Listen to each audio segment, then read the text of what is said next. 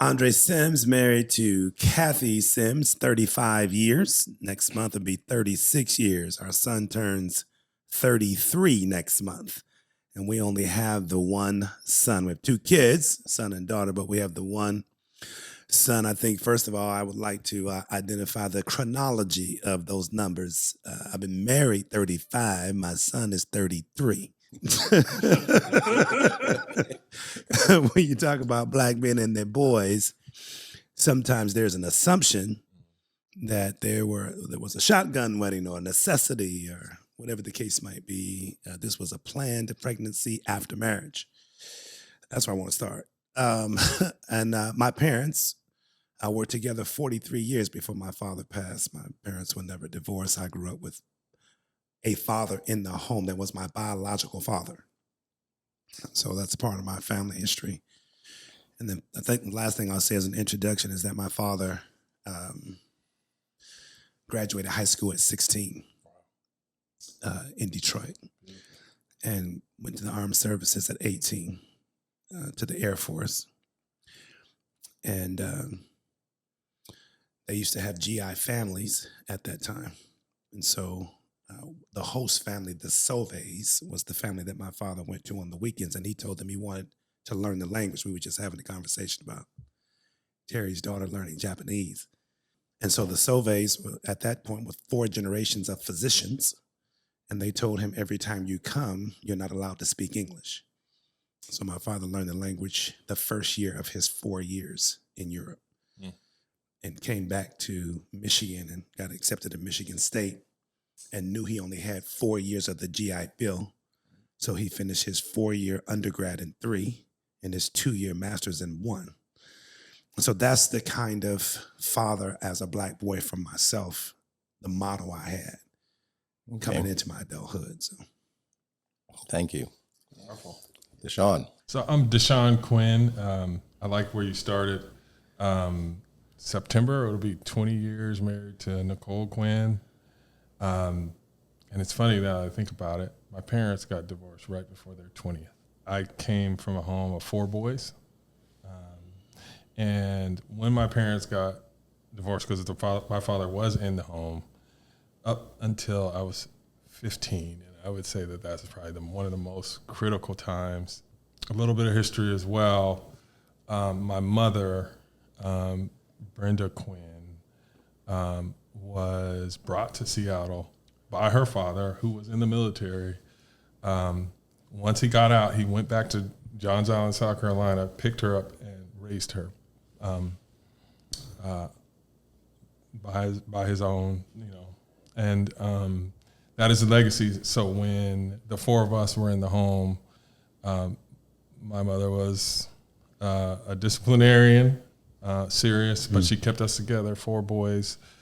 And now I have 2, 15 and 10. Still learning, but loving every day. Terry. My name is Terry White, and I'm going to take us to another side of the coin.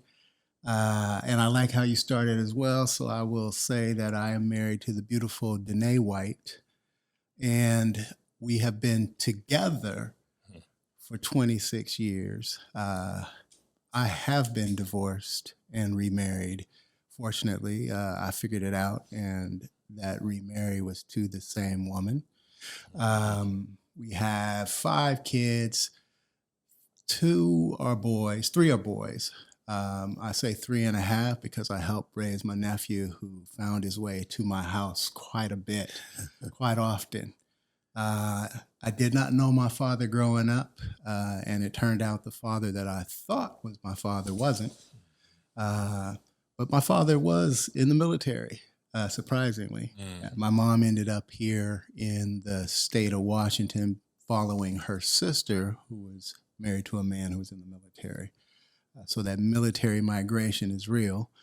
And I would say this: I met my father, my biological father, at 56 when I found out he was in the military. He didn't know I existed until I showed up. I learned a lot from him historically about where I come from, which is why I sought him out. I wanted to be able to tell my kids where they came from.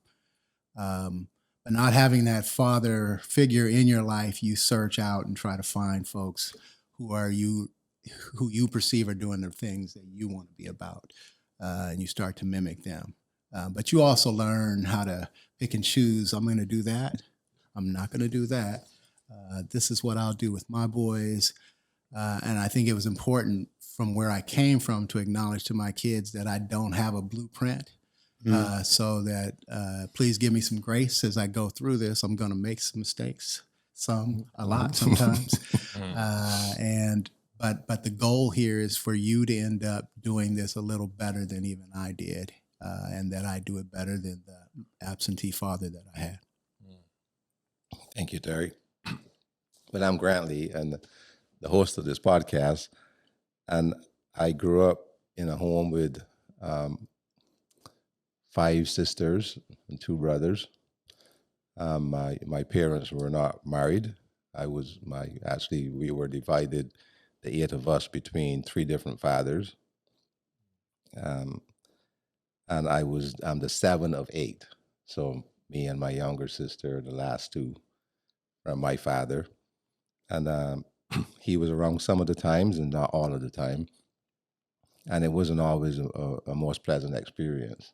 I really idolized my father growing up, even though he was not, looking back at it, not really a good example. But like you said, looking for that father figure and looking for that person that you hope will be there for you and give you direction. And he really wasn't there most of the time. I also noted in my community that it was pretty common for many homes not to have fathers in them or fathers very often. So a lot of women raising boys and girls and doing an excellent job. My mother raised us very well. I wouldn't complain about that. And then even when we went to church, the majority of the people at church were women. And there were some men there who were married as well. But the majority were women, and that's where I found, first of all, men who were willing to take me on and teach me things was at church. And then we had some teachers at school who were male teachers. And obviously they knew the situations where we came from.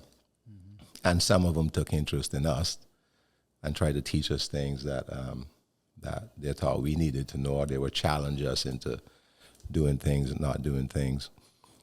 But I think, for me, I had the fortunate opportunity at the age of 17 to meet a gentleman from the United States who was passing through Barbados on his way to another island to see his daughter, and he challenged me to attend university in the United States. And he became, to me, eventually what I consider to be my dad. So I consider him to be my dad. I have a biological father, but I have a father who taught me what it was to be a man. A stranger that I met at age 19. Well, he became the one that then began to instill in me those godly principles and how to live and how to behave and things to do and not to do. And that challenged me. Even when we were having challenges in our marriage, he would intervene.